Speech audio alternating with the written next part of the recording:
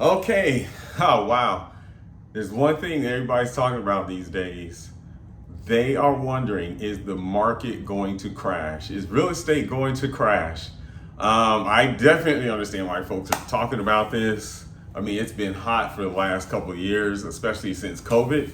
But now people are expecting it to crash. Let's take a look at some data and figure out what is going to happen soon. All right, let's talk about it now.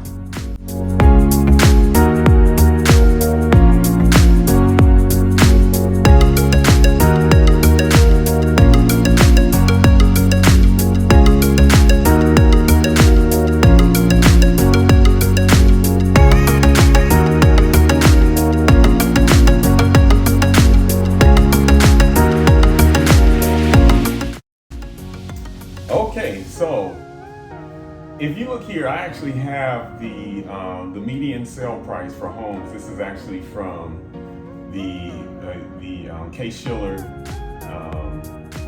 housing index, price index, or Case-Shiller data. Basically, if you look here, starting back at 1963, we have all the value trends since 1963. Okay, and now here we are at 2021 and 2022, Q1 2022. And there's really only been one significant dip. That was right here from 2007 to 2009. Okay.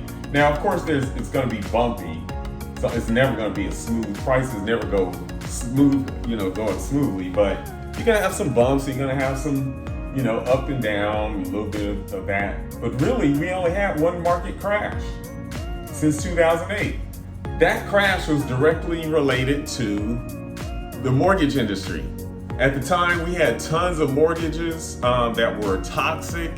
People had adjustable rate mortgages that were resetting. I remember my wife and I, we had some of those and we got burned on real estate ourselves. It was really crazy. But what was going on then was people were buying up houses, speculating, and they would get adjustable rate mortgages.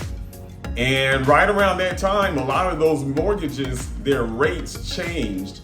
And so you had folks that were all of a sudden their mortgage was up 15, 20, sometimes even double the amount that they were accustomed to paying, and they just simply couldn't afford it.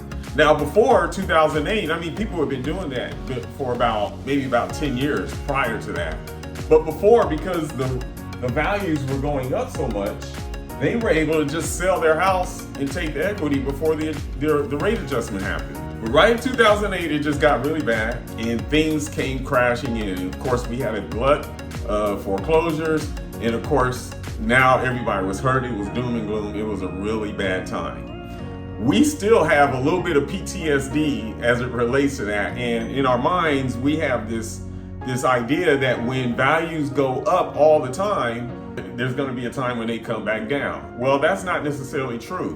What you actually find is that real estate tends to go up and then it stops going up. It just kind of flattens out and then it will go up again. That's where we see these trends. So we're not really I'm not expecting that value is going to go back down. I think they're just going to slow down. It's going to come back to normal. We're going to see maybe at some point, maybe 3 to 4% appreciation, which is normal. Now, that's across the country, and I service the Washington, D.C. area, and it's pretty much the same. What's fascinating, though, is that we have the largest employer in the whole country here. So we're not going to see massive unemployment. There's also another thing this time. The people that are taking in mortgages can actually afford them. They have stronger credit, they have a lot more equity, and the mortgages that are being serviced these days that are being given out, no adjustable rate mortgages, they're 30-year fixed rate. And so if you can afford it a couple of years ago, or if you could afford it last year, more likely you're going to be able to ride through this. And worst case scenario, you're going to be able to sell your home if you need to move or relocate or anything like that. So people now have stronger credit, more equity, and more stable mortgages. Also, there's been this rumor that there's going to be a lot of foreclosures coming into the market. Well, we actually don't see that now. In 2008, during that time frame, we saw almost well over 1 million mortgages, a million foreclosures across the country.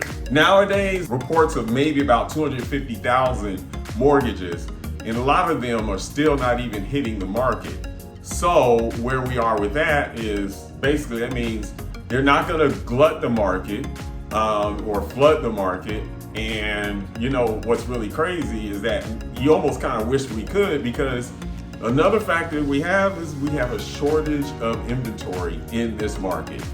So now it's a little easier for buyers to purchase a home. They're not into these bidding wars anymore, but sellers are still getting multiple offers on their houses. And we really, builders aren't building that much. They're not building fast enough. A lot of that is because we have a supply chain issues. They can't even get appliances. I know myself, my wife and I, we're trying to get a refrigerator, and we ordered that thing in December, and here it is, we're in late July, and we still don't have the refrigerator. It is on order, and they're saying it's gonna be here in about August. Well, that's just us. Imagine the builders. So they are backed up and they can't keep up with the demand of homes that we need in this country. So housing is short. We have a shortage of housing. We have everything else that's in place where I expect that we're going to continue to see some appreciation. We definitely are not going to see a crash. So don't worry, don't stress. I just want to share that information with you because this is something I do as an appraiser all the time. I look at this kind of data, and we are in a pretty strong market. We can rest easy. That doesn't mean just go out there and get crazy. Obviously, interest rates have gone up, and that's made it a little bit more difficult to buy, but we are in a high demand market. I forgot one other thing. We are actually still, we still have a lot of foreign investment coming into the Washington, D.C. area. So people are still going to be coming in. They're expecting we're going to have growth, population growth in this region for the next 40 years. So just hold on. We're going to continue to appreciate and do well. Anyway, subscribe to my channel. Check me out. I can't wait to, continue to share with you my insight as an appraiser in real estate and have a lot of great discussions with you. Talk to you later. Bye-bye.